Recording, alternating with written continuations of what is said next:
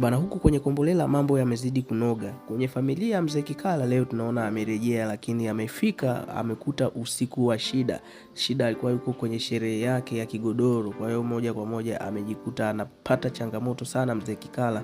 Anaumia na kusikitika hadi kupelekea hatua ya kumwambia maneno magumu Ahmadi, na akamwambia kwamba iko wapi ile familia yangu ambayo nilikuwa ninaiamini na kuitegemea, sio cha wewe wala Chiku, hamna ambaye ananijali tena, yani nimekuwa ni mtu wa hivyo tu, lakini mkizingatia mimi afya yangu sio nzuri sana, lakini bado hamna mtu ambaye anafuatilia na kutaka kujua hata ninaendelea vipi au niko vipi, kwa sababu ukizingatia hata hawa mabinti zake wengine ndo kabisa, yani tukae Shida pamoja na Mwadawa, hamna mtu hata mmoja ambaye alikuwa anatamani hata kuwasiliana na baba yao.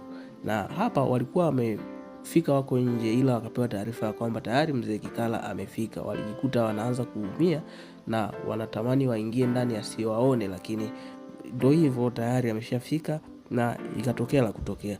Huku upande wa tukae na Mwadawa walimkalisha kikao Mashavu na kuanza kumwambia, ndugu yangu, hebu urudi nyumbani, kwa sababu ukifanya masihara mwanangu nakwambia hii ndoa hauna.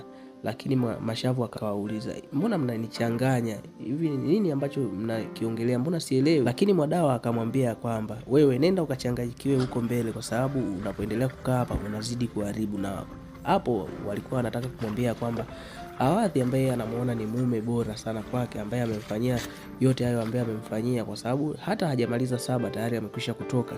Yule ni mume wa mtu, kwa ana uwezo wa kurudi kwa mke wake na akampa talaka na hamna chochote ambacho kitatokea. Huku upande wa binti Msumi amefika ndani na akamkuta mtoto wake Tabu anavuja damu sehemu za siri. Yani Kobisi amemfanya vibaya sana huyu binti kiasi kwamba amempasua. Baada ya hapo alikuwa anajitahidi kumuuliza, sasa ni nani ambaye amekufanyia hivi, mbona unalia? Lakini sikuelewi ni nini shida, na shindwa kuelewa nini ambacho kinaendelea.